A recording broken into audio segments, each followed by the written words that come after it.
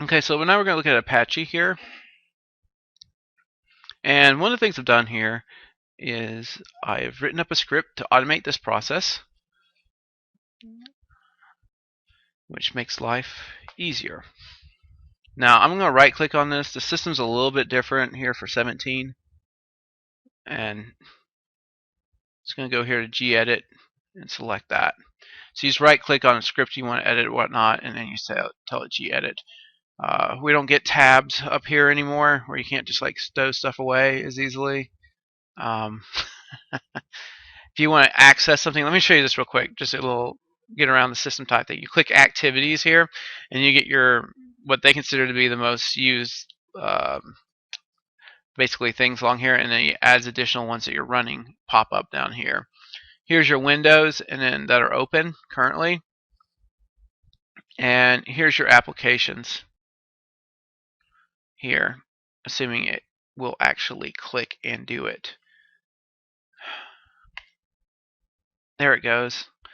Alright, fifth time's a charm. Alright, but if I scroll through here, you can see this is very much like Android tablet compatible or something like that, where you could go in here and click with your finger. I think that's the idea behind these new interfaces, is to be tablet ready for, yeah. Same thing goes over here, and then you got it by category. So say you're looking just for like programming stuff, here it's going to pop up all the programming ones. Say you're interested in just the system tools, here's your system tools. So you can find what you're looking for fairly readily. It's just a different interface. The icons are a lot bigger so that you could touch them with your finger easier, something like that, you know, as far as that goes. But this is where your terminal is. It's under system tools or whatnot. And I don't know, they got universal access here. Don't forget we have other. Other has a bunch of the tools we need on a regular basis, including our firewall, etc. So here's your services, etc. Your servers like Samba. We'll get into that another day.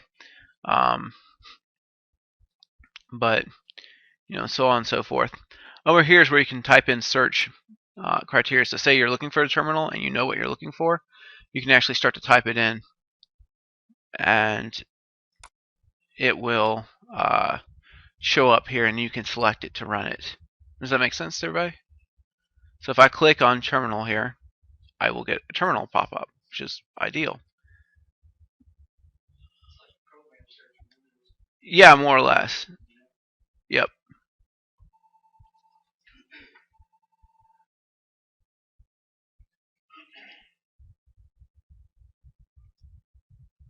Alright, let me get rid of the K rights that decided to pop up there.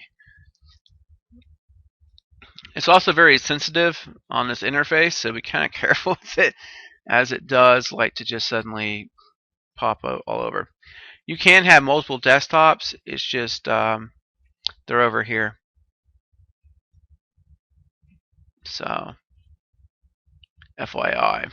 You can have more than two. That's just the default two. Of course, you could have four of them, whatever. You can still set up your queue for Compass Fusion. You can spin it and everything. I've done that on Ubuntu at home. It works great. So you can still do your 3D interface if you want with this. Yeah.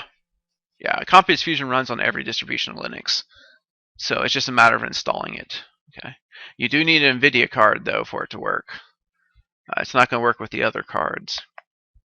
Alright. So normally you would come in here and you would type yum install all this stuff. Now you could do that to terminal, and you could sit there and do that for all these different commands. But the easier thing to do is to actually script this up, like so, and just have it go in and install all these different things for you this way. This way you don't have to memorize it. Not only that, you can automate this process. So now if you need to set the server up over and over again on multiple servers, just run the script type thing. And now it makes it a lot easier for you to knock out a lot more servers a lot quicker type thing. And then you have more time to do whatever else it is you want to do or whatnot. You knock out your work a lot faster. Which really helps, you know, if you're under the gun for, you know, setting up stuff and you set up a new server to handle so many new people signing up to have websites hosted. And, you know, you're getting hit with a lot of people happening a lot. This is a great way to automate that to cut down on your overhead time, save you time. So just as before, we're doing # exclamation mark /bin/bash for doing the shell script here. Invalid input is equal to true in quotes here. This is going to be in the video, so you can just use this. We're doing an if statement. So instead of using the test command, I'm using the brackets here. So we have open and close brackets. The spaces are required. $, space -eq for equals, space 0. Remember, so we're checking to say, hey, are we having any options passed along with our program when we run it or no? If there's none, which would be 0, that means they didn't pass any additional options in when they ran our program. Remember, so if we do lamp.sh and we just run it like that, that means no additional options. Whereas if they type in sh space lamp.sh space Fedora, you know what I mean, then they're going to be passing in Fedora, so we want to do the Fedora install versus a CentOS or versus a Ubuntu. This lets you do like a unified script that would work for the setup depending on which distribution of Linux you're using, like that. Does that make sense? And then you can just type in, well, we need to do this one here. We need to do Fedora. Now I need to do CentOS. And bada bing, it's going to knock it out. So yeah, I mean, you can memorize it and go in and hand type in each one or whatever. This is way faster to do it. Not just from a physical standpoint, but also your chances of making mistakes are like nil with this. Once you get this ironed out, you can't make a mistake. Whereas if you're hand typing it, you can make mistakes, and then you have to go hunt it down and all this. Saves you time, headaches. You know, I mean, this is the better way to go. Hands down, this is the better way to go. So if we're doing all this hand, manipulation of stuff, there's no reason not to go in and script it, basically, and learn how to script it as you're doing it. So this way, you're building up your scripting skills and also learning how to go in and hand, do these commands and edit them. So we'll still go over how to get into the configuration files and what they do and what they mean and all that stuff, and we'll look at tricks for manipulating them and whatnot. But basically, this gives you a good breakdown on it. So, of course, we want to be good little programmers. Instead of keeping the then sign on the then command on the second line here, we're going to put the semicolon here. So that way we don't have to worry about that. Way we can keep it all on one line, so it looks like more like regular programming goes. Just makes it nicely formatted, and then type in then here, echo in quotes. This program sets up and installs a LAMP server, period, close quotes. Same thing here, echo with a -n to keep it all on the same line so it doesn't go on to the next line. Which Linux distribution do you have? And this asking CentOS, Ubuntu. I need to also say /Fedora because this is the main thing we're adding from previously. What's up?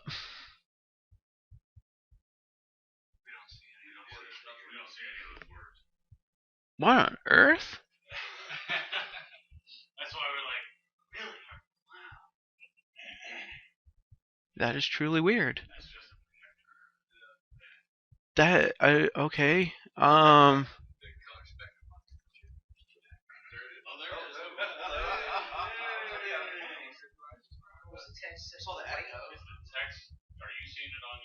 Yeah, the projector apparently can't do this color, so that's why you're not seeing the text. Yeah, it is. It's pink.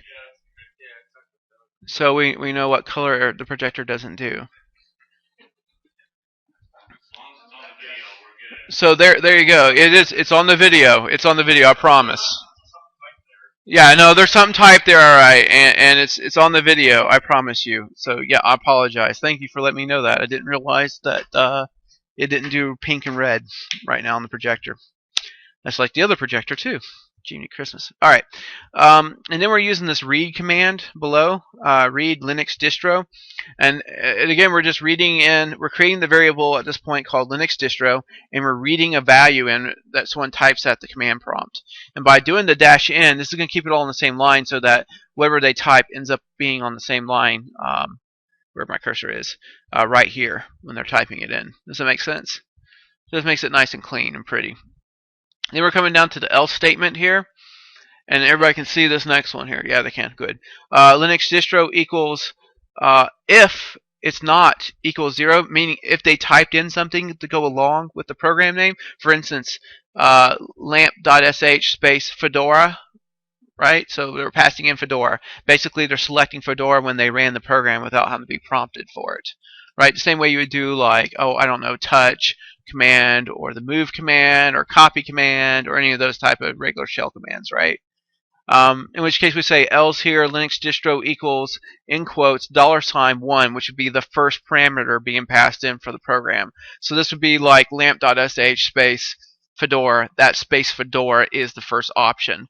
Whereas like you're saying you're doing your move command, your copy command, that'd be $1 for the first one, $2 for the second one, so on and so forth for each option going on down. Typically you're saying this file, I want to copy it to this location, right? When you're using the cp command.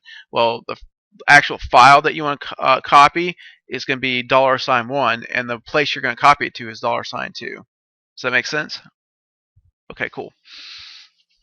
There we go. And then we end if by spelling it backwards with fi, fi, for whatever reason. I didn't come up with it. Anyways, while we're doing a loop here, infinitely loops until they put in the correct code. So, and question is, can you guys see this or not? No, you can't. All right, so here, let me make the imaginary code reveal itself. Yes. 00 agent projector. All right, so there we go.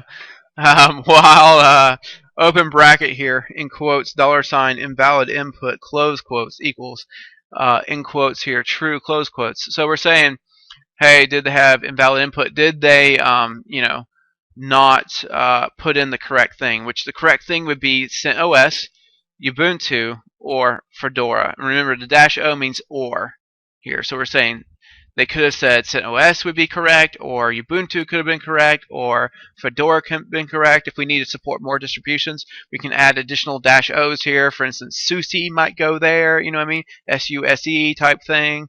Maybe Mandriva, so on and so forth. So you could add additional distributions of Linux this way.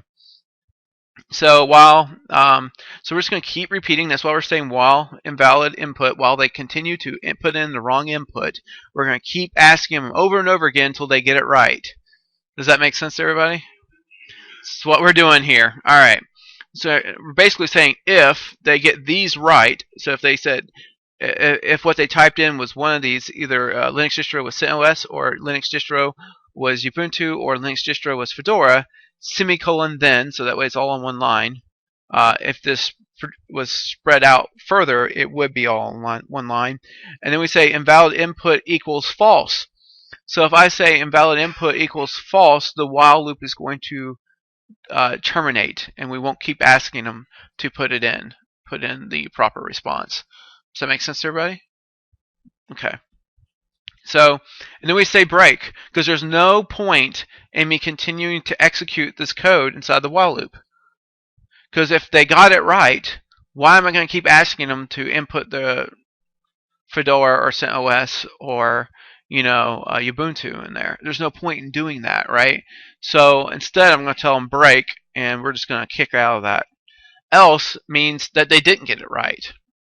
Correct, right? So if it's not, they didn't type in CentOS or Ubuntu or Fedora, then else, they typed in something wrong, right? So now we're going to say, we're going to write them a message to let them know, hey, dude, you might want to think about this here, what you're typing in. Echo, you have entered an error. You must type CentOS or Ubuntu.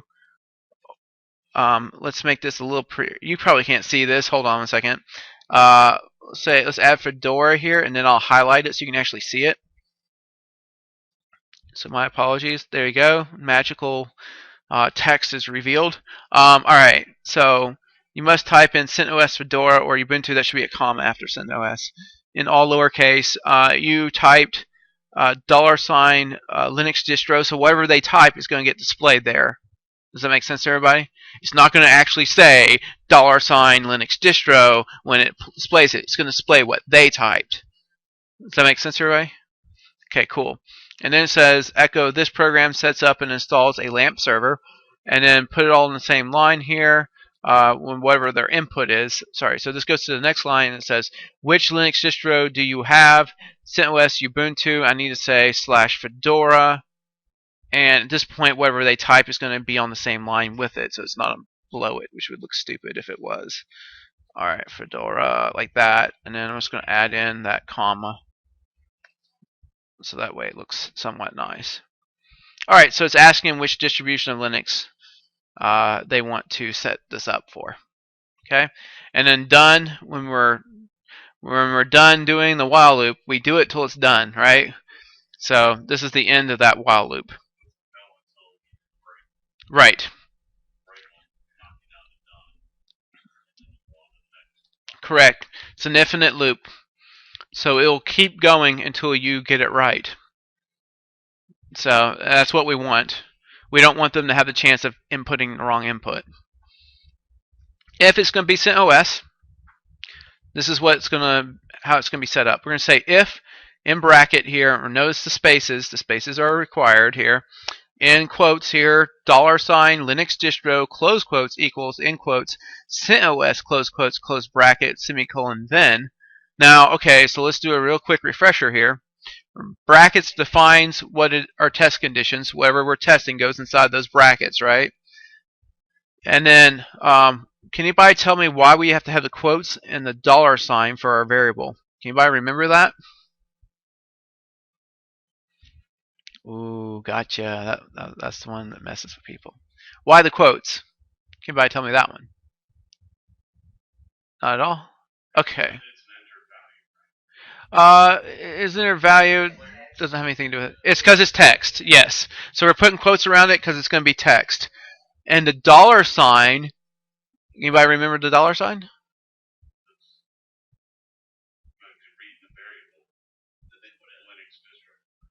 The read puts the value into the variable, but I think I know what you're trying to say.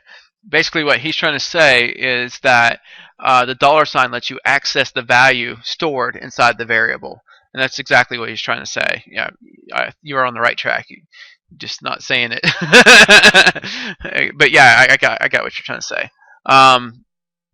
He's right. That is the deal. If I'm just wanting to refer to my variable, I leave off the $. So for instance, when we're using the read statement or whatnot, we just said Linux distro, right? We didn't have the $ there because we weren't trying to access a value inside of the variable. We were storing a value into it. Does that make sense? So it's different. So on shell scripting here, we have to put a $ in front of it when we want to access the value inside of it. And because this is a string of text, we need to put quotes around it. Make sense? Because they typed in words, and we need to test that word against the word CentOS, which is why it's in quotes. Otherwise, it would consider this to be a variable instead of a little piece of text that someone typed. So we're testing to say, hey, is the word CentOS, does that match what they typed into Linux distro? That's what it does. And if it is, if they typed in CentOS all lowercase like this, because let's face it, they had to either type in CentOS, Fedora, or Ubuntu in all lowercase, or otherwise they wouldn't have ever gotten past that loop, right? So they typed in one of those lowercase, guaranteed. If they typed in one of those, and it happens to be CentOS, then it's going to do this block of code here. Now, okay, of course we do the semicolon then, so we don't have to take up an extra line, so it just makes it nice and clean without having to have extra indentations. So we're doing another if here, and again we're putting it in brackets to do a test, and we're going to say, what does $home do? Does anybody remember this? This is a special system variable on every distribution of Linux. No, not quite. That is what the whole thing does. It does ask them. It does determine whether or not they're root, but it's kind of ingenious how it does it. The $home shows you what their home directory is on the system for whatever user they're logged in as, right? So if they are root on the system, their home directory is going to be /root. So therefore, we know they have the proper permissions to run this script. Otherwise, they do not. Does that make sense?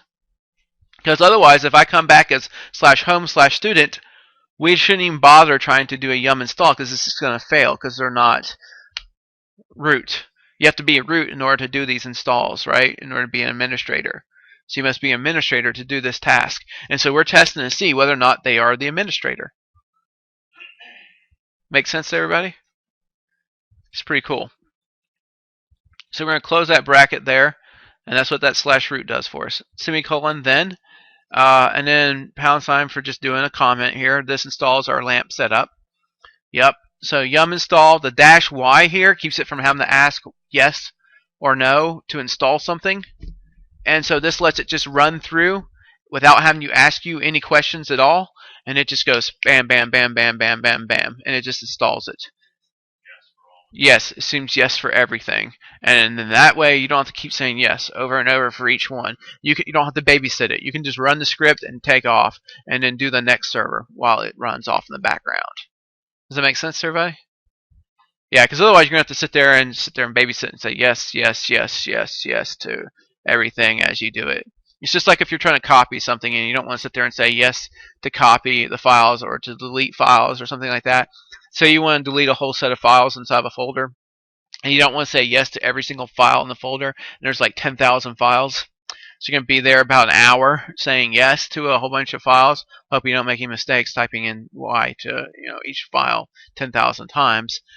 So the more logical thing to do is to say rm space -rf, F being force, space what it is you want to delete and remove. Now it's going to delete all 10,000 files and not ask you a thing when it does it. And bam, they're just gone.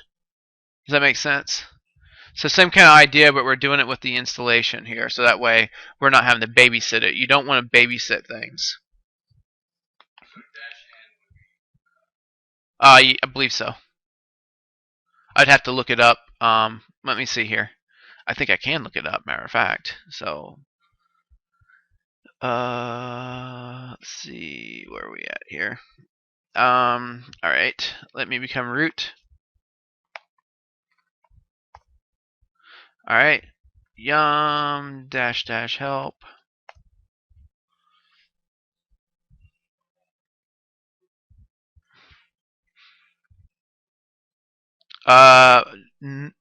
Answer no for all is assume no. So no, you cannot say this -n. You actually have to say -- assume no. Right there. You can either do -y, which is the one I like because it's shorter, or you can say -- assume yes. So I just did -y because it's shorter. Y for yes. Yeah. Same thing like doing the man page. I could have typed in man space yum. It would give me tons of information on it. But -- help works for most of the shell programs. If you want to do the shortened version, you can say -h. -h is typically also help. But I don't know. This gives you a lot of options. Usually these little write-ups are more straightforward and simple and give you what you're looking for without having to do a whole lot of hunting for it type thing. So I don't know. I like this personally. Correct. I could have done -- assume yes instead of the -y here. Yeah, as an option. But I did the -y because it's shorter, sweeter, and I don't know. It makes just as much sense to me personally. This is more verbose. What I mean by verbose, I mean this says exactly what it's doing type thing more. But I don't know. You enter in yes a whole bunch to the other ones, so I think -y is pretty straightforward. Also, that I'm saying yes over and over again. So I don't know. That's one of those options where it really does match exactly what it's trying to say. I think personally, that's just my thoughts on it. But if you have a different feeling on it and you don't want to do -y, then do -- assume yes. But remember, it's double dash. And you do. I would recommend pulling up the help thing to make sure you get it right. So yes, like he said, we could have done instead of the -y here, -- assume yes. Well, with single. Is it AASS? Yeah, I was about to say it should be like that, right? Yeah. Yeah, always have to do that little saying there. All right, which I'm not going to say on the video. All right, but yeah, that's the other option you could have done. It does help you remember it though. All right, it's going to go ahead and save right now. Okay, So you put this in. So we need to use yum space install space -y space httpd. This is Apache. httpd, D is for daemon, and http here is your Apache server. And so we get our install for that going. It's the same as it is in CentOS as it is in Fedora. Okay, so you got the same installs exactly. Yum install -y MySQL gives you the MySQL client. Okay, key. This is the MySQL client. Yum space install space -y space MySQL server is going to give you the MySQL server. So what we're setting up is a LAMP server. LAMP server means more money, by quite a bit more money. Okay, if you just do an Apache server, you're only going to capture the people who just need basic websites, and there's tons of those around. There's some of them that are free out there. So it's a terrible market to try to be in to compete against free websites. It's just a draw to get people in so that they'll go up to a LAMP server later on type deal. Your free websites aren't going to be more than your basic websites, just Apache websites, it's not going to be much more than $3 a month type thing, or free, depending on the size and stuff options you offer. I mean, the most you could hope for, I'm guessing, would be about $10. But again, people are going to expect a lot more options for $10. LAMP is a lot more options. All right, so at the $10, $15, $25, $30 mark, you'll start looking at LAMP servers. All right, so they make more money a month. Linux, LAMP stands for Linux, Apache, MySQL, and PHP. So it's basically a combination of software with an Apache server that gives you a more robust solution. And in this case, a LAMP server is a database website-driven website. The PHP will generate, it's a programming language and that you are basically setting up, and it will generate HTML code on the fly, and you can grab data from the actual MySQL database server and then thus generate web pages on the fly based on user input. Hopefully that makes sense. Basically, depending on what you type in or click on, depends on what information it grabs from the database, and then what information it grabs from the database it uses to create the web page on the fly. So these aren't static pages from a traditional standpoint that, hey, I click on this link and it brings up this page and that's that page. It's just coded out to look exactly like that, and that's what it is. Instead, it doesn't do that at all. Instead, it gets the information from the database, depending on what you're requesting, and displays that information into the page and creates the page on the fly. We're setting up the servers to do that. That's what a LAMP server does. So that's what we're setting up. So we need our MySQL server because our MySQL server is a free open source database server, and it's a tier 3 database server. It's a really good one. This is what is used for most websites. By most, I mean like 99% of the websites use MySQL database server. Now there are big companies do use Oracle and DB2 and stuff like that, but most of your smaller developers or whatnot are going to use MySQL because it's a very powerful database server. It doesn't have quite the power of Oracle or DB2, but it's still really good, okay? And it's free. Whereas Oracle and DB2 is going to cost a lot of money, and most websites don't have that kind of budget for it. Does that make sense? So if you're trying to appeal to a mass web developer community, MySQL is going to be their choice because they're not going to be able to afford Oracle or DB2. Does that make sense to everybody? Okay, cool. Yum install space -y space PHP. This is that PHP language I was talking about that they use in order to access the database system, in order to access the MySQL, and to generate those web pages. So you would need PHP.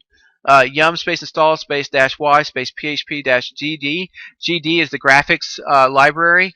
Here, just lets them like resize images when someone uploads an image or whatnot, things of that, and also so it doesn't lose color or quality when they do it. Using true 24-bit. Well, I'm not going to get into it. Yum install space -y space PHP -common gives you common functions for PHP. Yum install space -y space PHP -encrypt lets you do encryption, which is very important, especially with passwords and all that fun stuff. Yeah, you better put that in there. That matters. Yum install space -y space PHP -pair.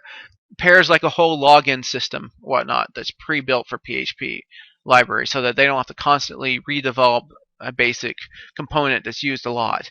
Quite frankly, there's lots of times you've logged into websites. If you are logging into websites, you are accessing a database-driven website. Facebook is a database-driven web page. If you use anything like PhotoBucket, Flickr, I can go down the line. Any of these forms, I'm like all those forms and all that stuff. A lot of web pages out there. If you've ever used your online banking service, that's also a database-driven website. You won't believe how many websites are database-driven. Okay, there's a ton of them. So yeah, there we are. PHP-PECL-memcache. This is for memory caching. I'm not going to get into it, but yeah. Yum install space -y space php-m hash lets you do hashing. Yum install space -y space php-mysql lets you access use PHP to access the MySQL database system. If you don't give this to them, they can't access the database. So even though you install the database, even though you install PHP, you have to let them have the commands that are required to access the database. Yum install. Can you guys not see this? Yum install -y space php-mysql. MySQL again is the database system. And then we have yum install -y space php-xml. XML is a data format that's used very commonly amongst almost every website out there. It lets you store data in a centralized format that can be read by like anything, pretty much. Kinda. It uses tags like you would in HTML, but you can like make up your own tags for declaring the data. So like you say, user's name right here, and then it'd be the user's name in between the username tags or whatnot in there, if you will. And then this way, when they're looking for the username tag for the data inside the XML, bam, they pull up that user, if you will. Of course, normally you would put that into a database system. I'm just giving you an example. You know, you could store anything in XML. I mean, anything. They use it for stuff that's non-web page too. They use it for regular applications all the time. It's a very popular format for universal data storage, more or less, as a file format goes. If you're trying to do it into a file instead of into a database. And sometimes it makes sense to do so. Okay. Also, web developers like it a lot. They're like graphical front end because they can edit an XML document really easily, and they don't really know how to edit a database as easily. So, all right.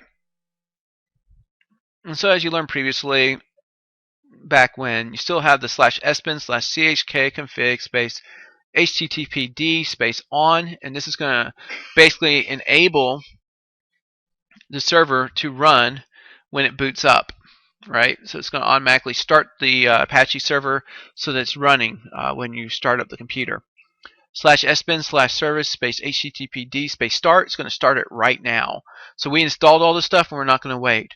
On another note, by the way, this isn't all the stuff you can install for a web server. You can install a whole lot more than this. For instance, you might want to install Zen Framework or something like that.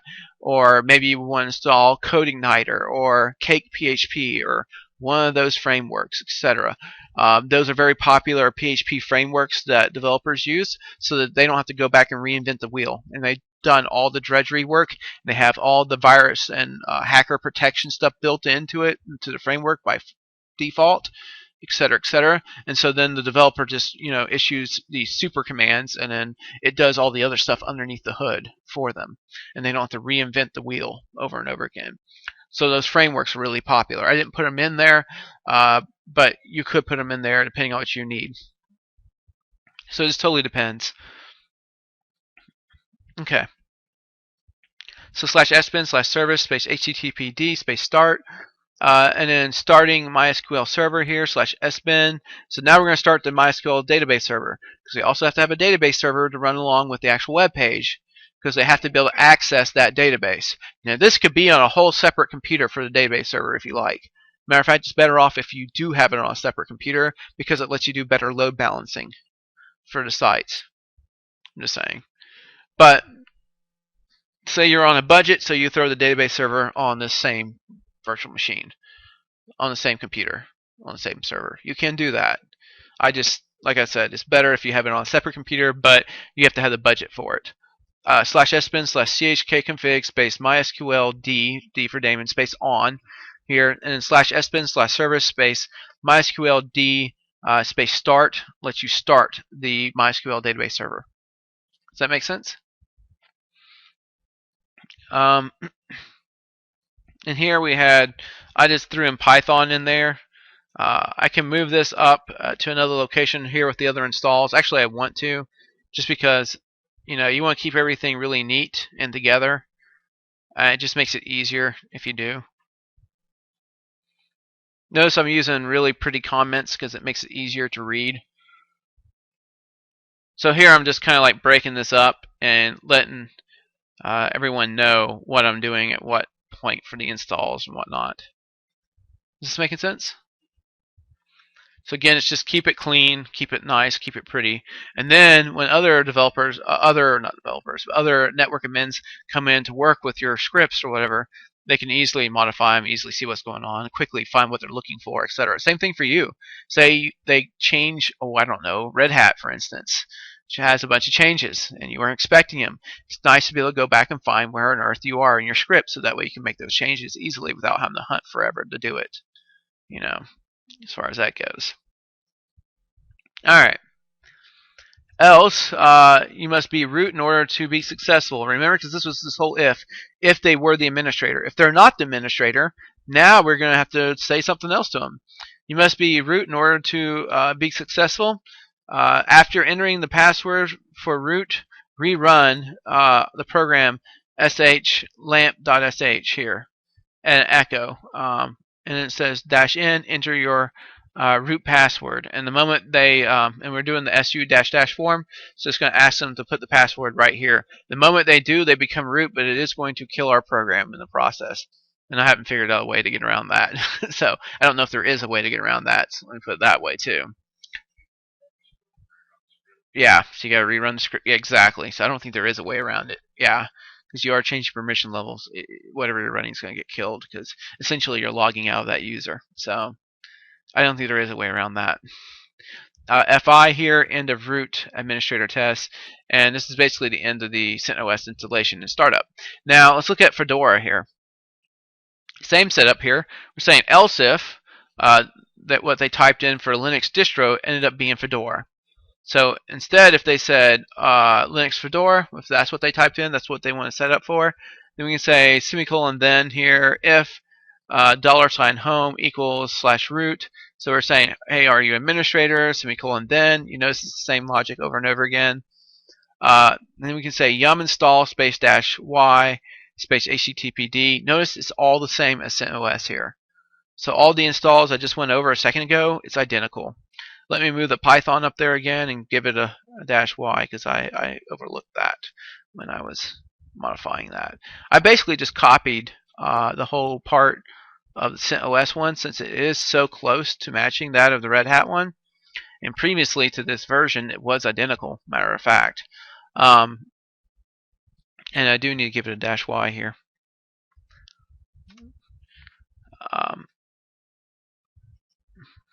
Okay.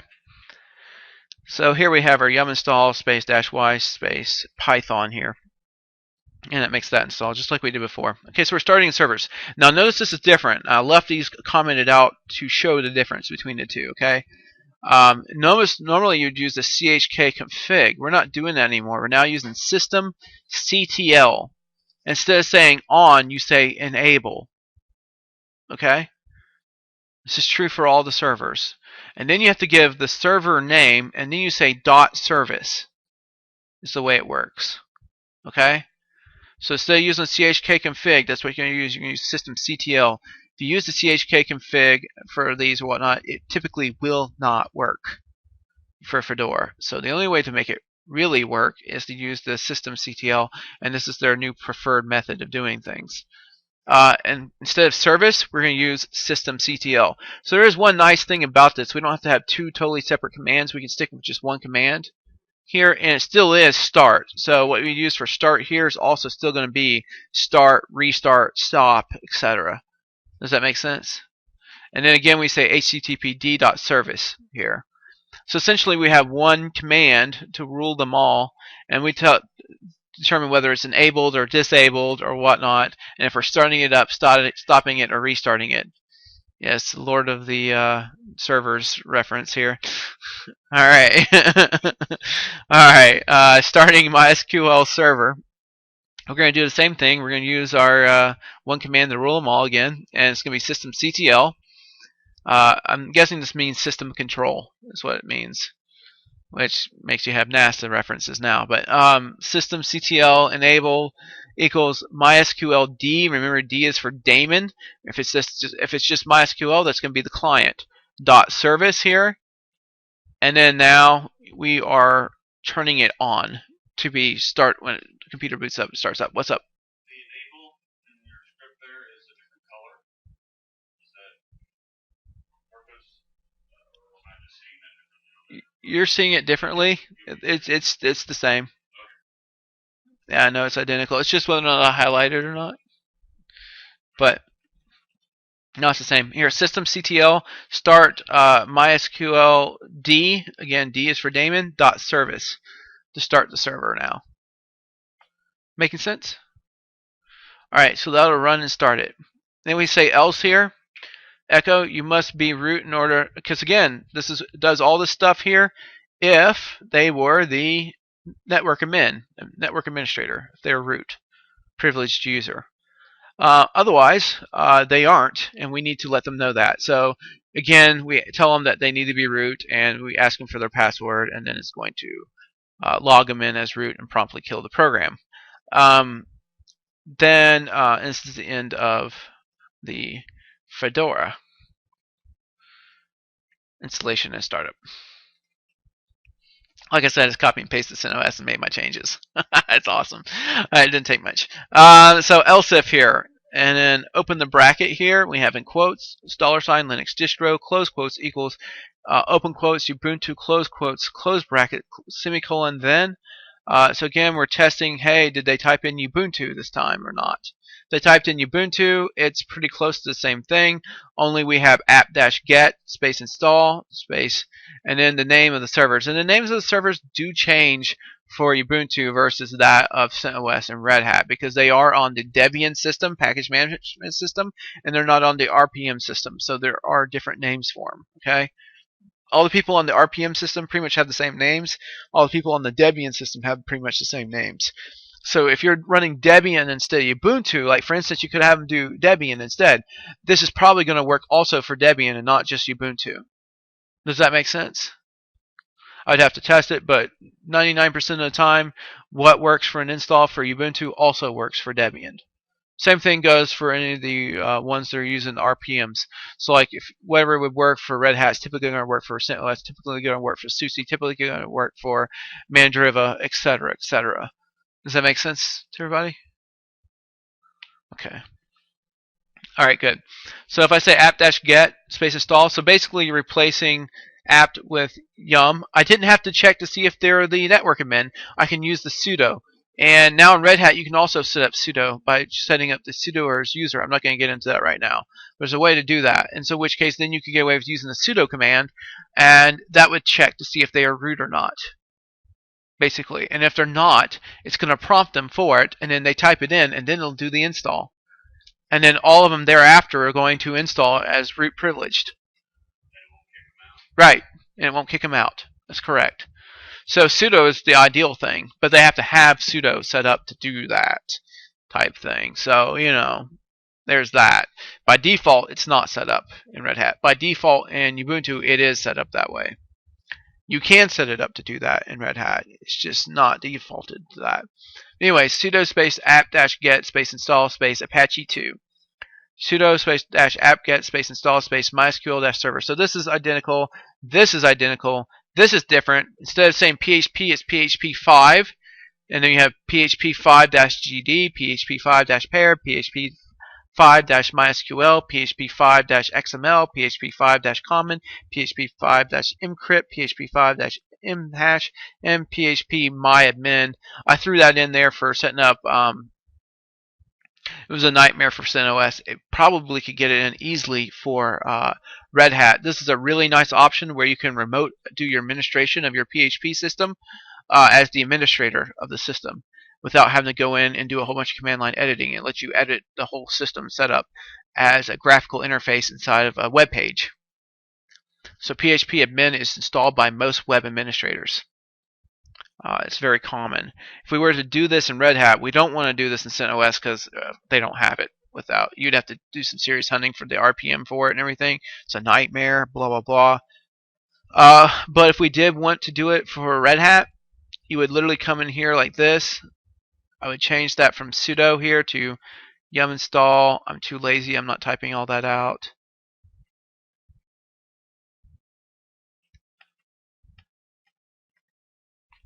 Like that. That's what you would do for Red Hat. Does that make sense? And PHP Myadmin is definitely a program you want to install as the network admin. It makes your life a lot easier. There's also some ones like Squirrel and stuff like that for the mail administrators. We'll get into that when we do the mail one. But that makes life a lot easier for handling mail accounts because you get a graphical interface for handling that whole thing, which is awesome. And that's what you want. So that way users can just log in. There's also some other ones for doing PHP database driven web mail driven websites.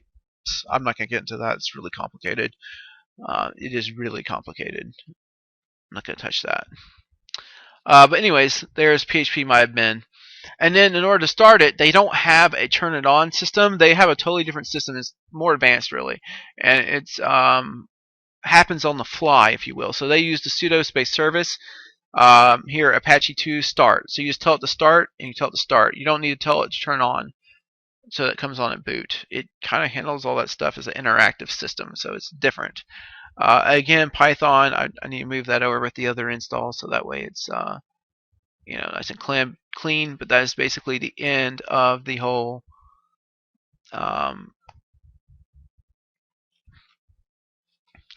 setup and install. Well, basically the install of it. Echo-n, all this stuff not required. This was just an example type thing. Essentially, at this point, you have a running and working script that will install for you basically a LAMP server for any of those 3 distributions of Linux. Does that make sense? So this gives you a nice overview to help you get ready for the Linux Plus, because this really shows you all the different variations. Not much in variations, is there? It's pretty much the same stuff for the most part. But this way you can see the little variations you have between the different distributions of Linux to help you get ready for the Linux Plus exam. Things of that nature. Again, that's my goal here. Alright, after that, you would just run the script and then you're good to go, and it'll do all the installs and everything, which is ideal, and that's what you want to do. So I'm just going to come back over to this thing here. Alright.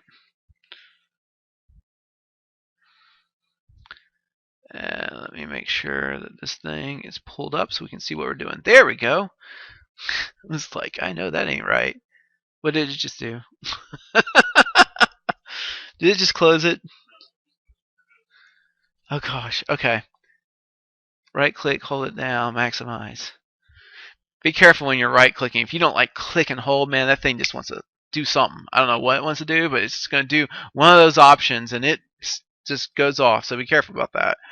But anyways, from here, at this point, I can just easily run the script. So if I go into, I put this in my scripts folder, and I called it lamp.sh for my file name, whatnot. Now I can sit there and do a chmod on this thing and give it execute permissions and all that stuff, and that works too.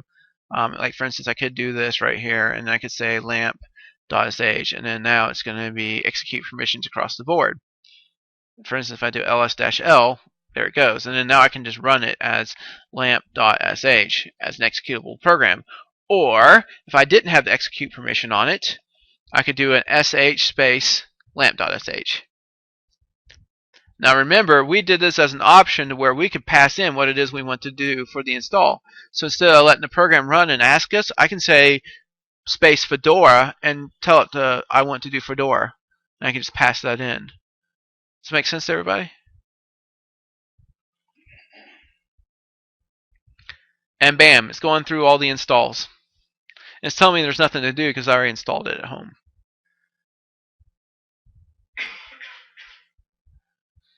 And it's not having to ask me anything.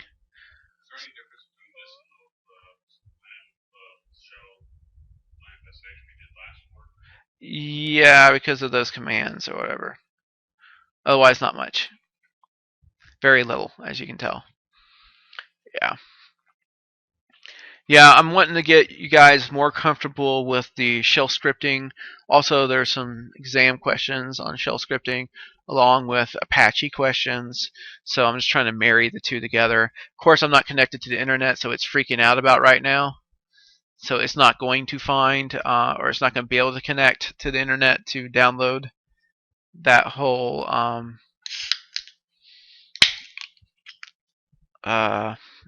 RPM, unfortunately. So it's throwing a fit right now.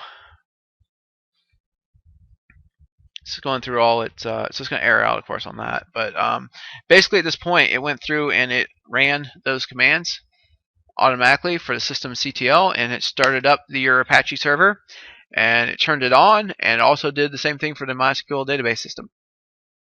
So we're up and running, literally right now.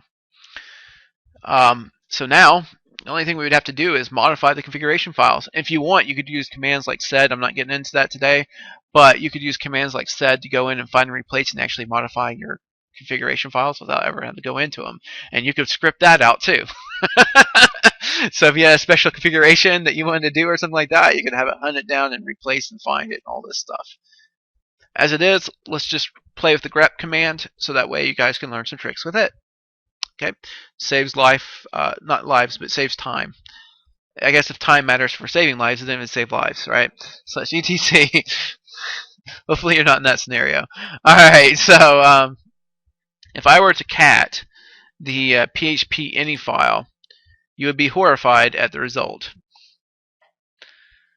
And chances are that this thing is literally thousands of lines long. I did it in another class. It was 1,800 lines long for the configuration file for PHP. Now, this is just the PHP part. Notice that's not the Apache. That's not the MySQL database. It's just one piece. And the more stuff we install into the PHP, the bigger this file gets. Okay, and I just did a very basic, nice startup setup. Now, if I put Zend in there and some other stuff, you expect this to get longer. Okay, because they're going to have to add the stuff in there for Zend, they're going to have to add the stuff in there for CakePHP, so on and so forth. And so each thing you add in there gets added in. Alright, so that's a really big file, and it'd take forever to find what it is we're looking for, like an hour, for instance. Literally, it could take you an hour. I know I want to change the uploads. Stuff that has to deal with uploading files, I need to change stuff like that. Okay? So if I want to do that, I need to be able to find where it is in the file without spending an hour looking for it. Okay, because I need to set up like several servers and I need to get going with this. So we're going to use the grep command. A note also, Apache is the most popular web server. Makes up 85% of the web servers on the internet. And it's used on Windows, Linux, Unix, on all distributions of operating systems. So it's harder to set it up on Windows, by the way. You can't just say, oh, install. No, you have to actually go out on the internet and find each one and hand install each one by one. And then you're not going to have some of these handy search commands in Microsoft Windows if you're DOS. So let me show you grep and how it's going to make your life wonderful. So -n right here. And then we're going to say PHP, actually we're going to say what it is we're looking for, uploads. And then we're going to say php.ini for the file. Bam! Told me right away where it is. So it's on line 803, 791, 790, etc., etc., etc. It lets me know about in that area where I need to look. Actually, it lets me know exactly where to look. So if I did VIM or VI, either way, I'm going to do VIM, and I'm going to say PHP ini is going to let me edit that file. And one of the things I can do with this is that I can actually tell where in that file it is now. So if you look down here as I scroll, check it out, you can see line. So this is the line number right here. And this is where the cursor is on that line. So right now it's at the furthest position of position 1. However, if I were to move that over, see that as I move that cursor over, look how that number right there changes. So that's what it gets into. Now we know we need to get down to line, what was that, 791 or something like that? Well, you can also use page down, assuming I have it on this keyboard. I do, cool. And I can literally just start skipping through the pages quickly. Real quickly.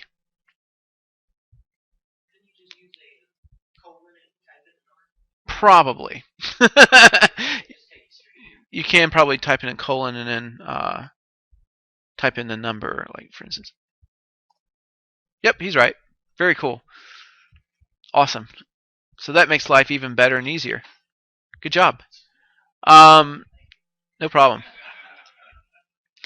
Come over here. So many awesome little tricks you can do to shorten your time. Hey, show-offs are great. Alright, so here we come into insert. And I can say how big I want to allow the files can be for uploading. So for you, on my server I set it to 200 megs.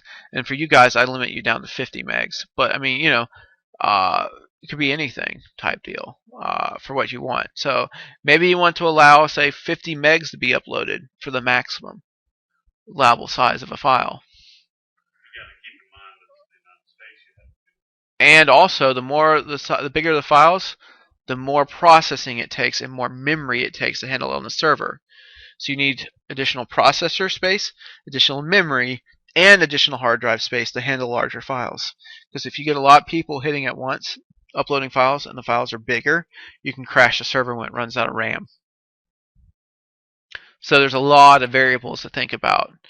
And how do you find that out? By crashing the server. Hopefully you don't crash it, but you know what I mean. You put in the numbers and you watch it climb up and up and up, and you go, you know, we just don't even have the server capacity to handle, you know, larger files. Maybe you started out too big and you crash the server and you need to tune it down, you know.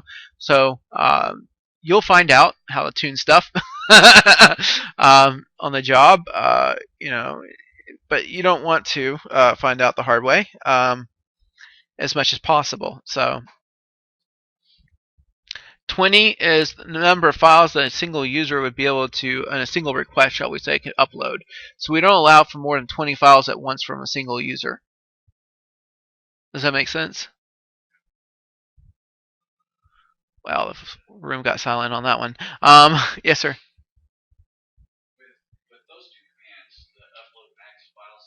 Mm-hmm. Right. Would it be, you know, does the program say either or? No, it's both. It's and. If you got 20 files and it exceeds 50 meg, is it just going to say, hey, you're out of luck, you can only load up 10 because that's your 50 megs? Oh, no. That's 50 megs per file. So take that 20, multiply it times 50, and that's how much that person can upload at once. Yeah. So it's actually quite a bit. Yeah, it's bigger than you think. Yeah, so I mean, not too cool, I guess, on that, but you know, you're looking at what, 1,000. You're basically talking about a gig that they can upload in, you know, files at once for one person. Yeah, it's quite a bit. Something else you're going to want to do, and that is you're going to want to come in here and you're going to want to set this uploads directory here. So upload temp directory. You're going to want to come in here and you're going to want to set it to something.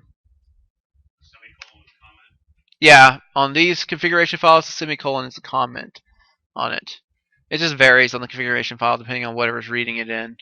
So for this particular one, instead of being a pound sign, since it's not done in shell, it's being done in another language, it's semicolon for the comment. So slash right here, and I could say something like var, and I could create a special magical folder called uploads that would sit outside of, actually, since I'm Red Hat, I can say slash www and then slash uploads.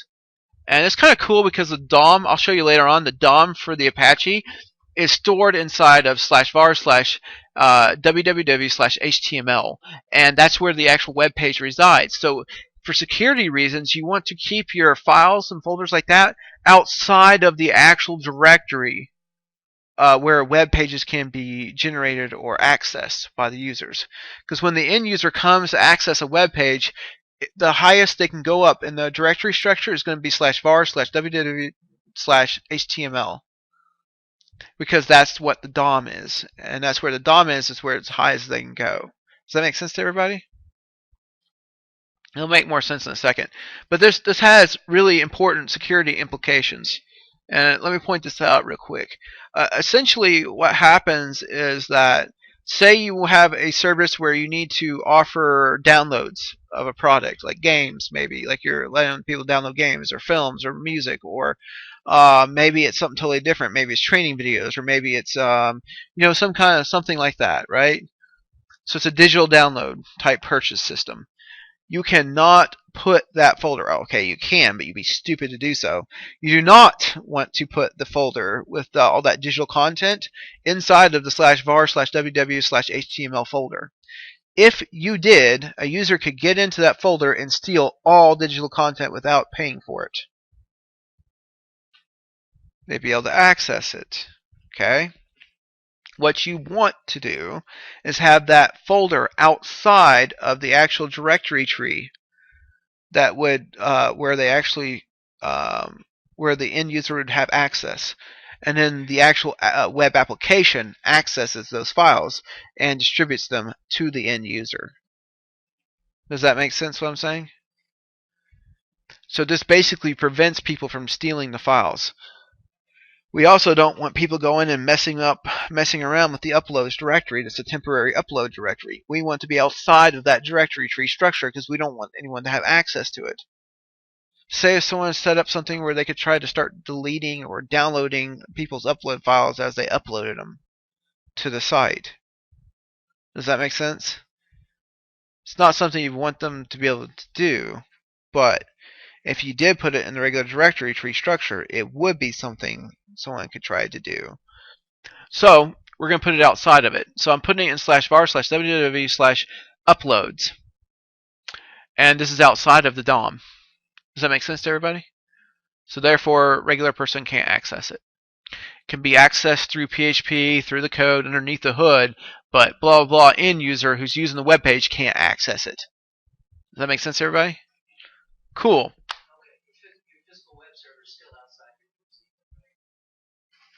Your physical web server is still outside of what? DMZ. Your user can still access the web page, but what I'm saying is they can't access particular folders within inside the hierarchy of the folder structure if it's outside of where the DOM location is for the folder. The DOM location is going to be /var/www/html by default in Red Hat unless you change it. So essentially what I'm saying is, yeah, but that has nothing to do with this. You're talking about routers and all that stuff for how they get access to it. I'm not. If they don't access it, they're not going to be able to access the web page at all. Right? That's totally different. Instead, what I'm talking about is the actual permission level and where they're able to go on the actual server on the software side inside of Linux in the folder structure, what they're allowed to access and what they're not allowed to access. Does that make sense? Oh. Oh, well, let me be real clear then. Assuming I can click on this. We'll see. File system. Var. www. HTML is where the web page is stored. If I'm outside of that, so when the person comes to go see my web page, this is the folder they're in, and they're not allowed to go out of this folder. They can go in folders inside of that folder, but they cannot go out of that folder. This is the DOM for the website. This essentially is the website for this folder structure. Now everybody gets it. Okay, cool. So if I put the structure for the uploads folder, it's outside of this. So someone accessing the web page can't access the folder sitting out here. Right. Right, and I don't want to give them access to anything else. And that's done transparently inside of Apache. But so we're working with this PHP, whatever. When someone uploads a file through PHP through Apache web server, it's going to automatically need to put that file somewhere. So we're having to have a temporary folder for it to put it before it ends up placing it where it's going to go in its final folder inside of the actual web page itself. So we're going to put this outside of the actual directory structure. And when I say directory structure, I mean quite literally the directory structure right here. Does that make sense, everybody? Okay. So first off, I need to create a new directory. I need to call it uploads, right? Because I did that. Right. I told it to go to this directory that doesn't exist. So I need to do something about that. Um, see, because I called it uploads, which I think is a good name personally, but I do need to make that exist. So let me go ahead and save this. Now I'm not gonna. This doesn't go live until I restart my Apache server. So don't worry, I can actually get away with this and it won't crash the server if someone goes and does something like this. Does that make sense? Now don't go and do this and then restart the Apache. Don't do that. Restart the Apache server right after you save this, because then you did do something stupid, because now the folder doesn't exist. Whatever. I'm just saying. That's not smart. Okay. But, okay, so at this point I need to cd into /var/ww so I can create that folder there, right? The new uploads folder. So mkdir, and you call it uploads. Bada bing. There we are. If I say ls-l, like so, there's the uploads folder. Now, there's a problem. The owner of that folder is root. We do not want people's files to get uploaded to become root privileged. That is a really bad and stupid idea, right? Okay, I'm glad we can all agree on that. So, what we want to do is we want to add a new user called www-data if it doesn't already exist. Let me see if you can change the owner to. Now, by default, this is a standard user for Apache servers.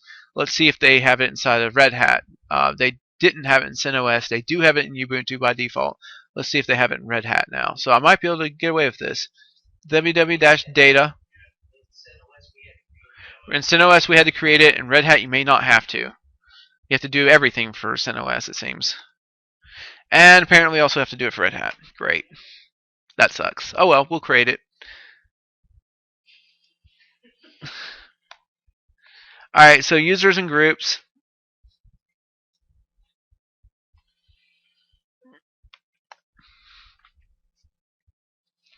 Let's add a new user to the system. And the username is www-data. This is a standard user. I'm going to make their password. I could really care. I mean, you could, if this is real setup, I'd probably make it very secure or whatever, but this user is going to have practically no permission to do squat. They're not going to have a home directory. You know what I mean? So they're going to have none of that. They have bin, they have bash. Essentially, they just sit on the system for pure existence of having no permissions to do squat for anything. Other than that, hey, they are the owner of these files, and they have permission to do nothing. So that way, when someone uploads a file, if it's, if they decide to do something bad with their file, it's not going to have permission to do anything on the system. Does that make sense to everybody? Yeah. Create a private group for the user. Sure, why not? I don't need to specify nothing manually. Yeah, I know it's weak. All right, so there we are. We now have www-data user. Okay, cool. And that's in existence. Good. So then I can just come into this uploads folder and run that command again. And then do it again, but I'm going to change that from chown to chgrp for change group. The other one is change the owner. And now if I do an ls-l right here, we see uploads is now has both of those set up. And I could even do a chmod 777 here for uploads. I don't care. So it's okay that folder that user has you got rewrite and execute for user group and everyone else. Yeah, but it's going to run as that user if it runs. So it has the permission to do squat. The only thing it's going to be able to affect is those images or whatever files are being uploaded into that directory and nothing else. Right. Right. It can execute, but it can only run inside of that user. So, it's not like it can go and do something on the system, really. Some of this stuff requires execute permissions for it to work on some of the web stuff. Otherwise, it will not work. So, and some things you can get away with lower permissions. And you can get away with not having execute permissions. You could just be read and write, for instance. There's other times where you can get away with just read permissions for some of the files. So you have to be aware of what's for what, but I just threw in 777 for now. If you feel like you want to change permissions on that and you can get away with it, go for it. You make this more secure. Awesome. Yeah. Yes. For right now, I'm definitely going with Fedora 17. 15 had a lot of problems where things just didn't work, and stuff I tried previously worked fine on 17. You can grab it from me, but I'm not done testing all the servers on it. So maybe next week I'll be happy with handing it over to everyone. If you want it this week, I have no problem handing it over to you right now. You can stay on CentOS for right now if you like, and then we'll switch over to Fedora 17 because 15 you about guarantee it's not going to freaking work. So basically. It's just frustrating as all get out. But 17 works like a charm on this stuff so far. Every server I've tried on 17 just works. So I haven't had to have a lot of issues. It is different for the commands and all that. But in addition to the commands and everything changing on 15, 15 also had lots of problems where standard stuff just wouldn't work. Type deal. It looks like they've ironed it out. And there was problems in 16 too, apparently, from what I was reading on posts and whatnot.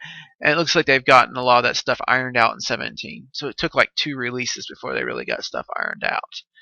And so, besides, 15 is going to get discontinued here coming up anyways, after once 18 is released here coming up. So, no point in getting everybody up on 15 for it just to disappear anyways and working around all those problems. Just doesn't make sense. So going with the newer one, yeah, the whole system is different on the graphical end of things, but hey, going forward, that's what it's going to be. It's not going to be the older system. So it's gone through 2 totally different visual revisions on Red Hat. We went from what we used to use then to this newer one in 15, and it's changed it again in 17. I expect to see something pretty close to this in 18. What's in 17 here, without much changes. So. Yeah, it's happening with all the different Linux distributions. It's happening with Ubuntu also. Ubuntu at least only had 2 different desktops. It didn't go through 3 different variations like it did on Red Hat, but it's just a little frustrating. But anyways, so there's our uploads directory. It now exists. So now, if someone were to access this, it would be fine. Does that make sense? So now that means we can restart our Apache server. So the way to do that would be systemctl, spell it right, Nate, httpd.service. But of course I need to tell it to restart. Bam, it did it. And so now it's restarted.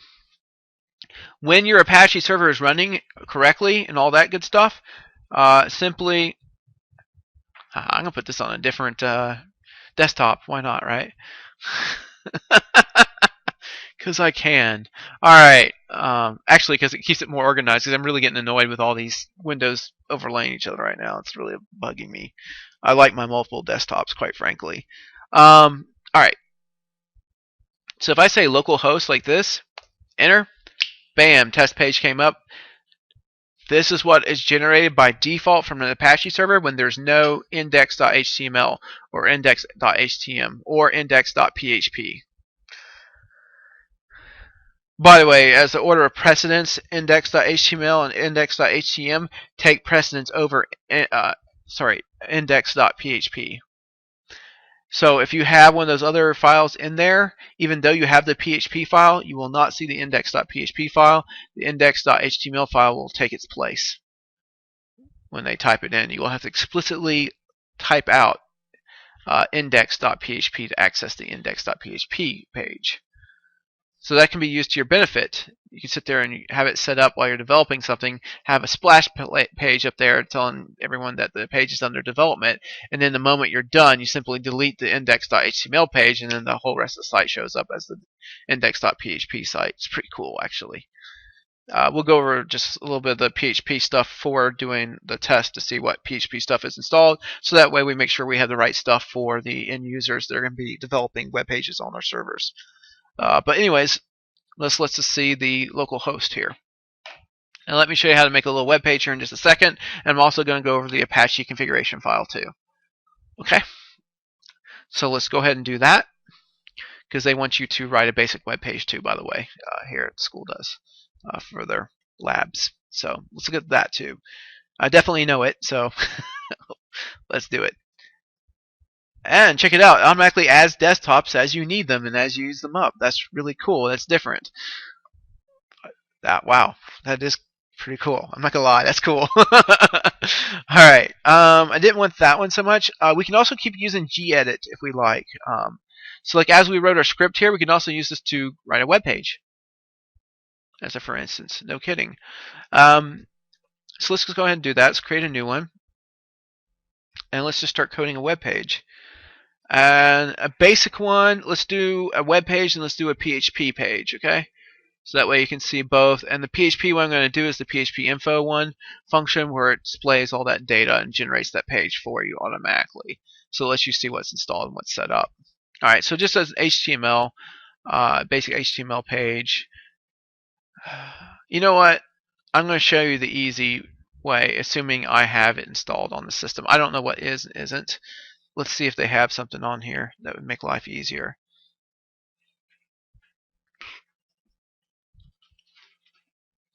Because if they do have it, then we can graphically create web pages. If they don't, then we can't.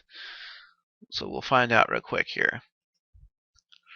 Also like to point out that OpenOffice has web development in it too. In which case we could use it to develop web pages also. Unfortunately, I'm unable to install a web developer, but there's a graphical one that lets you just drag and drop and create web pages. And it's done through CMonkeys. If you install CMonkey, it has a web page developer. You can drag and drop and create web pages graphically. CMonkey, yeah. CMonkey is the full-blown Firefox. So Firefox is like a stripped-down version of CMonkey. CMonkey is Firefox with all the extra trimmings. So it has Thunderbird in it too. So it has the email system in it. Also has where you can make web pages. It also has a whole chat system in it. Has several things in it in addition to the actual web browser. So it is Firefox on steroids, basically, is what CMonkey is. Mozilla.org. Of course, you can just come in there and say install applications and just type in CMonkey and download and install it through there too. Through this whole thing here. So that's also easy to do. And of course that'd be under what system tools it is or something like that. Yeah, add remove software. Click on that right there and it'll let you do it. So but unfortunately, again, we don't have one already in here, and since I don't have an internet connection, I can't just download one. Go download one. Blah blah blah. So with that said, let me look up the Office software, and I know for a fact that OpenOffice Writer also has web development capabilities, and you can graphically create web pages with OpenOffice Libre. Believe it or not. I know that sounds crazy, but no, you really can. So let's do that. Alright. So get this whole thing, and instead of writing a paper, we're going to go to New here and check it out. HTML document. And there it goes.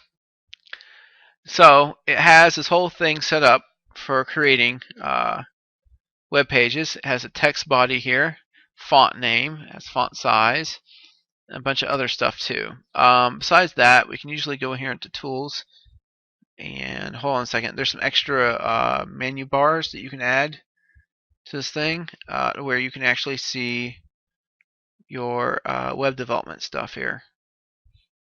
Here's other things like anchor, wrap, alignment, arrange, flip, group, object, etc., bullets, insert, hyperlinks, for instance, section, tables, movie, object, sound, OLE, plugins, formulas, charts, etc. It's actually pretty powerful, by the way. Tables, frames, etc. for web development. A lot of special stuff in here. View, web layout. You can also tell it to view the source code. So right now we're seeing the web page as it would be displayed and not the actual code. Does that make sense? And then I also can do edit, and I can do file, and there's a way to do. They also have a wizard for creating a web page, which I'm not used to running. But anyways, so I don't know, my test web page.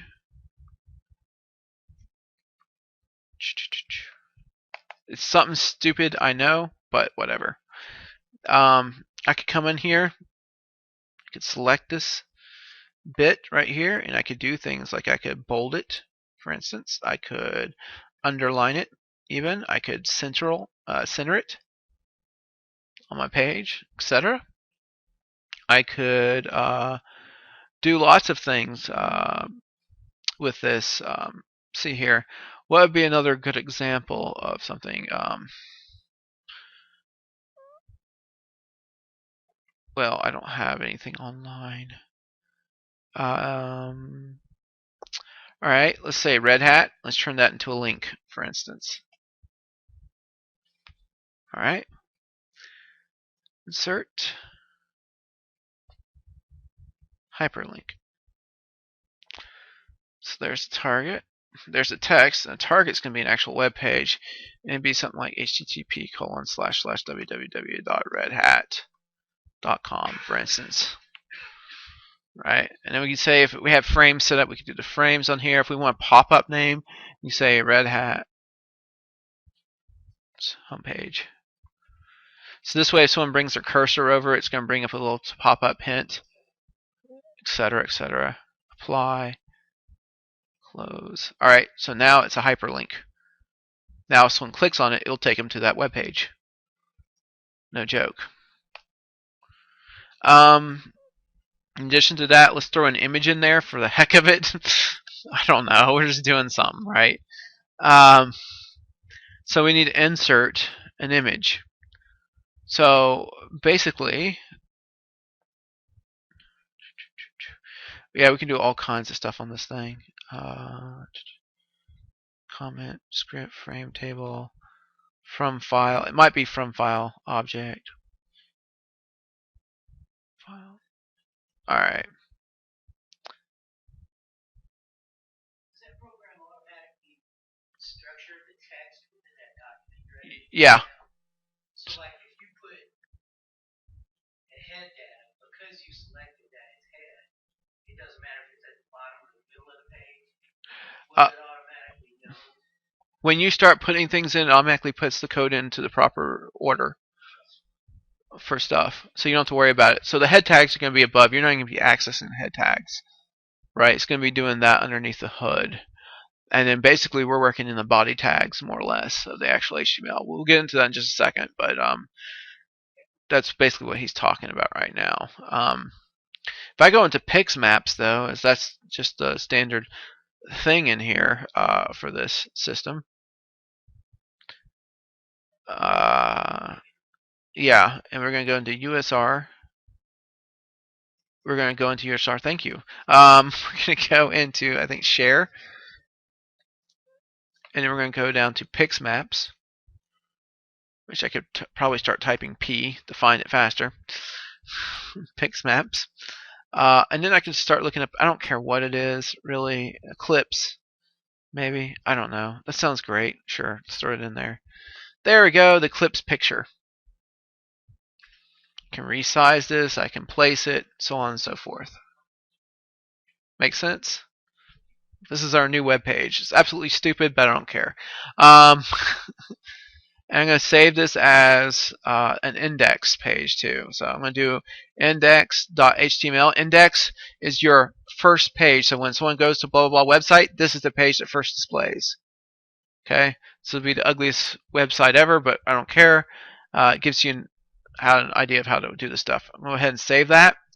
Now remember, we had a view here, and we could determine whether or not we saw it in web layout or we got to see the HTML source code. There's what it wrote for us. Let's go over how this works, and let me go a breakdown of these actual commands and what's happening, okay? Because I do care that you understand this or not, because you will have to actually look at HTML documents when you're working with web servers, and sometimes you have to help them troubleshoot their sites for people. They pay you money to do it, but I'm saying sometimes you end up having to help out on stuff, believe it or not. So doc type HTML public here in quotes here, dash here // WC W3C / DTD HTML 4.0 translation / in quotes. So basically this is saying this is HTML4. This is not the strict format or whatnot, which is XHTML. So this is more loose format. This is not as good. It's better off a strict format because there's fewer chances for variations between the web browsers. The W3C is the conformity group where basically the regulations and far as like what things to follow and stipulations are set by this group for HTML for basically web pages. HTML basically defines your entire web page document. So these two tags encompass your entire page. Does that make sense? So this is the start of the page and this is the end of the page. The head is the top of the page. This is not displayed. Okay? Only stuff in the body is actually displayed. So the head tags here, that's opening head tag and this is a close tag. So you notice it's the same stupid thing over and over again, but you're saying a slash in order to close it. Close a tag. You just say head to start that tag and then slash head to close the tag. Alright? Meta. Meta tags are special for doing search engine optimizations for finding your page. And what you put in the meta tags, the search engines pick that up and store it in their search engine database system in order to find your web page on the internet. So yes, the stuff in head actually matters.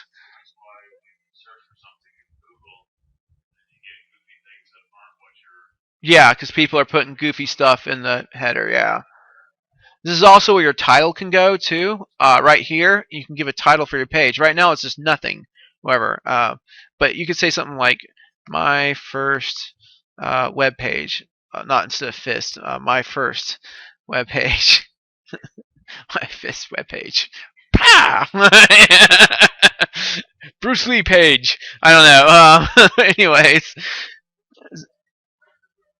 Yeah, exactly. So here you have your whole. This gives you the title of your page. When they go to it, it shows up in the little title bar at the top of the web browser.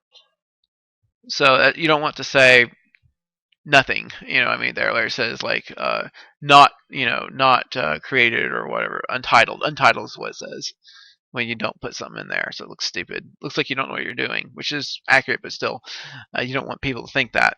And here it's just like meta names and stuff like that. Author, created by, changed, blah, blah, blah. But you can set up meta tags, and then that lets them search for it. And then you end your head. Also, what you can do besides this, I'm not going to get into it really, but you can also then define, this is where your JavaScript can be loaded in, or CSS, for CSS files to load in for stylizing the pages to make them look a certain way. JavaScript can add client-side execution framework where it basically allows you to interactively mess with the page without having to go back to the server and communicate back and forth a whole lot. For instance, Google Maps, you can just simply just grab the page and start scrolling it without having to go back to the server and go, oh, did you mean to click on this to move over there? Okay, well, let's refresh from the server and come back, blah, blah, blah. Instead, you can just grab the map and start moving it. All right, so that'd be an example of JavaScript, and it would go over here in the head tag area. So sometimes the head tags can get pretty long, and they can have a lot of stuff in there that's really important. Like a program from the website loaded on your computer and you're running it locally. More or less. Like dragging a map. Yeah. So, okay. That's why they're calling them web apps now. For the people who can do that kind of stuff, it's way, way, way harder than a regular web page is. But yeah, I do that kind of stuff. It's difficult, but yeah, you can do it. Over here we have our body tags. It doesn't have to have lang in here. Lang is being set to en-us, means English US language. And then dir, I'm not sure what dir equals, ltr equals, whatever. P align equals center here. This is what we're saying is P tag is a paragraph tag, or basically adds a space, more or less, for something. And the center means we're going to center whatever it is in there, in the center of the page, on the line. Well, not in the center of the page, but the center of that line, horizontally speaking.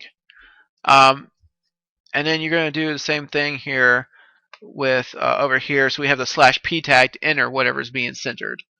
So that ends whatever is being centered along horizontally. The U here means underline. So we have our /u here, means closing the underline. So everything in between there is going to get underlined between those two tags. And the B means bold. And everything in between the two gets bolded. If I want to do italicized, I would put I in here. So I'd literally do a tag like this. I would say come in here, I, for instance, or a lowercase I. It doesn't really matter to me. Say I want to make this italicized now. Of course, it helps if I type it in the correct order. I would do that right there. So now it's going to be italicized, in addition to being bolded and underlined. Break means basically like hitting the enter key to go down to the next line. Okay. P makes it skip a line. It gives you a blank line like that. So P, B, B, BR, BR, so we're saying breaks. So we're saying like enter key, go down. Give us a space. Basically is what we're saying. Right. So this is going to create a space. Here we're in another P tag right here. And we're doing A, href. So this is A stands for anchor. Href is going to be basically a URL for a web page site location. So this is the actual web page location. And that's where href is. Name is what we named it, is Red Hat's homepage. Right? So that's the tooltip when they bring their cursor over it. Right? Pops up. And then here's the actual text that we're putting as the anchor on it. So essentially Red Hat is going to be made into a clickable link. This is a text that becomes a clickable link to go to this location right here. Does that make sense to everybody? And we close that with a /a. And then P here for a page, BRBR, and then image tag to display an image. So we're going to tell it to display an image. src is the source. Basically, we're saying the location of the file equals, in this case, we said /usr/share/pixmap/eclipse.png. Now, normally you would put this directly in your web page, and you wouldn't have it off here. So normally this would be stored in /var/ww/html/ maybe a folder called images, for instance. And you wouldn't reference this big long thing. Instead, you would say images/eclipse.png. Yes, you are. And you don't want to do that. So you don't want to do this. We'll be interested to see if it displays. Yeah. So name equals graphics1, align left, width here equals 256, height equals 256, and border, blah, blah, blah. Don't worry about that stuff for the most part. Anyways, BR, and then that closes it and finishes it off. Now if I change back my view, I can go back to my web layout. Well, ideally I can. Let's try saving real quick, yeah.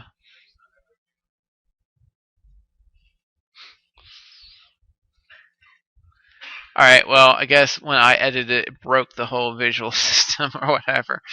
But basically I can display this as a web page, though. I can copy this over. So let's go ahead and do that now. Yes, it's still a valid page, if you will. So let's just hit up that terminal.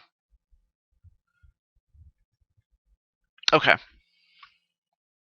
So now if I go into /home/student/scripts, we have that good old web page, or at least I thought we did. Where did it save it? Did it not save it? Oh, no. Documents? Not cool if it didn't save it. No, there it is. I was about to say,